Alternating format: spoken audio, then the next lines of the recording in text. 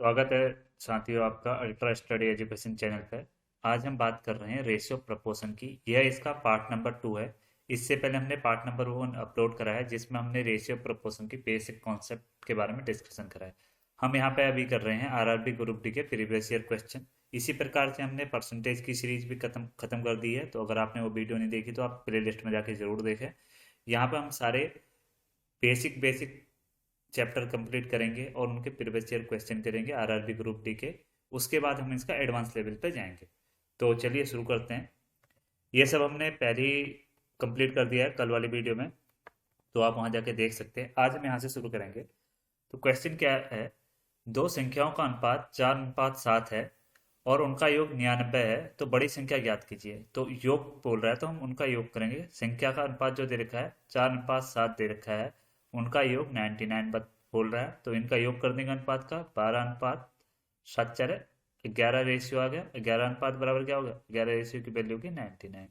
तो यहाँ से एक रेशियो निकालेंगे तो क्या आ गया, 9। तो बड़ी संख्या ज्ञात कीजिए। तो बड़ी संख्या क्या है, 7।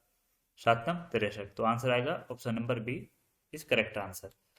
अगला क्वेश्चन पूछा है 6:x बराबर 15:35, एक्स का मान ज्ञात कीजिए। तो इसके लिए हम क्या करते हैं, जो अनुपात का मतलब क्या होता है, अपॉन। तो 6/x इज इक्वल टू 15/35। इसको हम काटेंगे, कट जाएगा किससे, 5 से। 5×3 = 15, 5×7 = 35।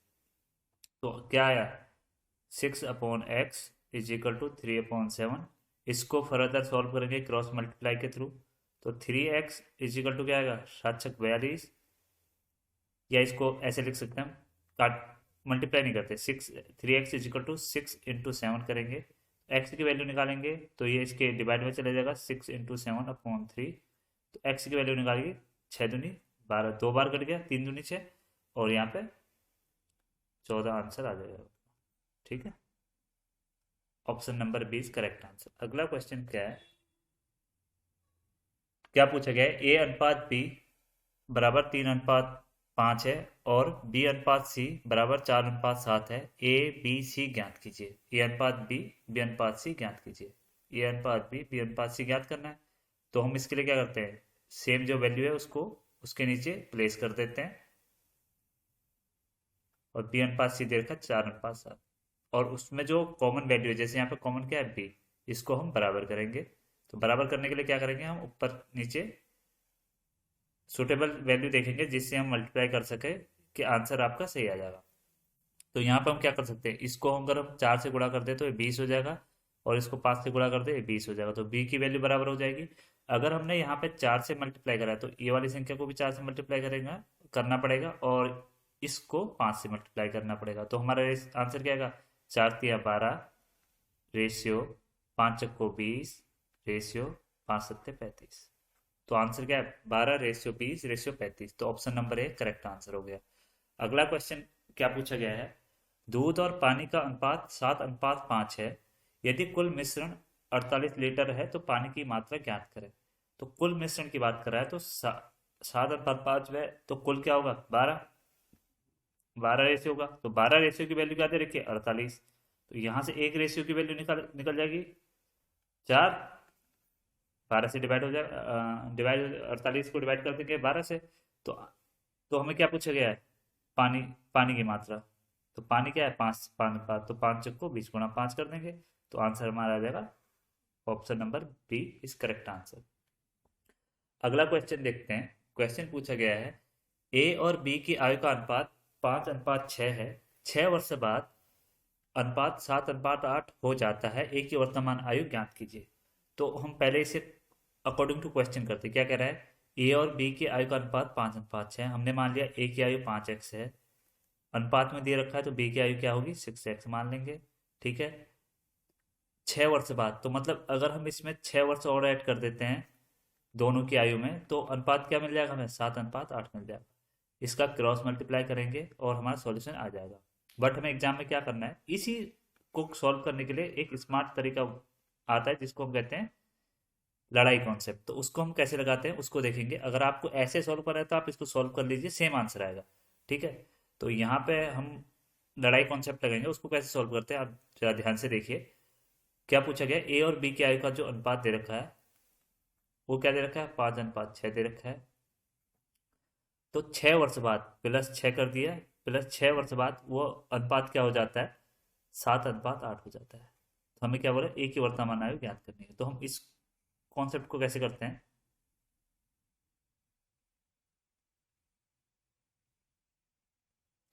इस कॉन्सेप्ट को करने के लिए हमें क्या करना होता है, लड़ाई करवानी होती है, इसकी इससे कराएंगे, इसकी इससे कराएंगे।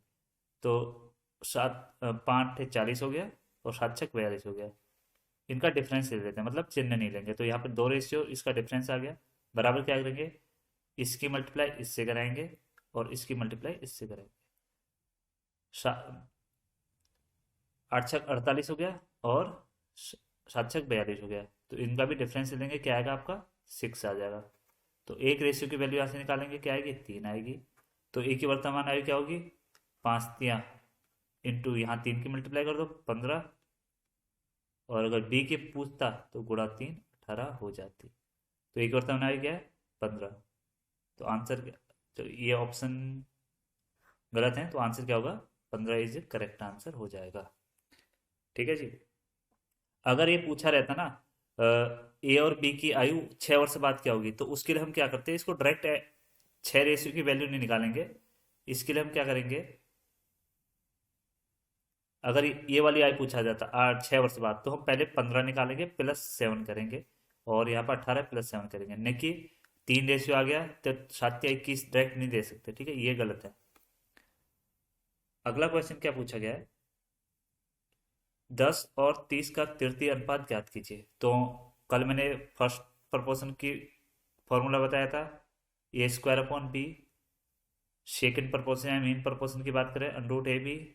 और थर्ड प्रपोर्शन की बात करें, क्या बताया था, B² / A। ठीक है, तो यहाँ पे थर्ड प्रपोर्शन प्रपोर्शन पूछा गया है, B² मतलब 30 स्क्वायर, ऐसे लिख सकते हैं 30 को, अपॉन ए 10। ये 0 से 0 कट गया, तो 90 आपकी वैल्यू आ गई। ठीक है, और फोर्थ प्रपोर्शन क्या का फॉर्मूला क्या है, आप कमेंट में जरूर बताएं। अगला क्वेश्चन पूछा गया है, तीन संख्याएं 2:3:4 के अनुपात में हैं, और उनका योग 81 है, तो बड़ी संख्या ज्ञात कीजिए। तो इनका योग मतलब तीन, 3×2=5, 5×4=9। 9 रेशियो की वैल्यू क्या है आपकी, 81 है। सबसे बड़ी निकालनी है, तो एक रेशियो की वैल्यू निकाल दो, 9×9 = 81। ठीक है, और सबसे बड़ी संख्या पूछी गई, 9×4=36। तो आप आंसर हो जाएगा आपका सी। अगला क्वेश्चन पूछा गया है, ए और बी क्रमशः 4,000 और 6,000 रुपये लगाते हैं, कुल लाभ 2500 है, बी का हिस्सा ज्ञात कीजिए। तो ये क्या होगा, इन्वेस्टमेंट इंटू टाइम बराबर प्रॉफिट। तो यहाँ पे क्या है, टाइम क्या है, नियत है, नियत है मतलब कांस्टेंट है। तो जो प्रॉफिट का रेशियो बटेगा वो किस में बटेगा, इन्वेस्टमेंट के रेशियो में बटेगा। ठीक है जी। इसको कैसे करेंगे, जो इन्वेस्टमेंट कितना करा है ए और बी ने, ए और बी का जो इन्वेस्टमेंट है 4,000 और 6,000 है, इसी में हमारा प्रॉफिट बचेगा, क्योंकि आपका जो टाइम है कांस्टेंट है। तो इससे एक कट गया, इससे एक कट गया, तो यहाँ पर आएगा 2:3 में इनका प्रॉफिट बचेगा, प्रॉफिट बटेगा। तो 5 रेशियो हो गया इन दोनों का ऐड, तो 5 रेशियो कितना दे रखा है, 2500 के बराबर। एक रेशियो की वैल्यू निकाल दोगे 500, तो 500 गुणा, तो बी के हिस्से में, तो क्या आएगा बी के हिस्से में, 3 × 500 1500। ऑप्शन नंबर सी आंसर हो जाएगा। अगर कोई डाउट हो तो आप कमेंट में जरूर बताइए, उसको मैं सॉल्व करूंगा। अगला क्वेश्चन पूछा गया है, ए बी का जो अनुपात दे रखा है 5:9 है, B/C 3:7 है, A/B/C ज्ञात कीजिए। ये आप होमवर्क में करेंगे, ये हमने बहुत प्रैक्टिस कर ली इस टाइप के क्वेश्चन की। लास्ट क्वेश्चन क्या है, एक कक्षा में लड़के और लड़कियों का अनुपात क्या है, 7:5 है। गर्ल्स और बॉयज का अनुपात क्या है, लड़के सॉरी गर्ल्स का अनुपात, इसको हम बॉयज एंड गर्ल्स का देखा। ठीक है, बॉयज का है 7 रेशियो और गर्ल्स का 5 रेशियो, 96 के बराबर है। तो इन दोनों का ऐड कितना है, 96, कितना हो गया, 12 रेशियो बराबर 96। एक रेशियो बराबर क्या होगा? 8 है 96, 8। तो हमसे क्या पूछा गया है? लड़कियों की संख्या, गर्ल्स की। 8 पंचे 40, तो गर्ल्स का रेशियो कितना है? 5। और एक रेशियो की वैल्यू 8, तो गर्ल्स का जो आएगा 40 आ जाएगा आंसर। गर्ल्स की संख्या 40 होगी। Answer number c, option number c correct answer है।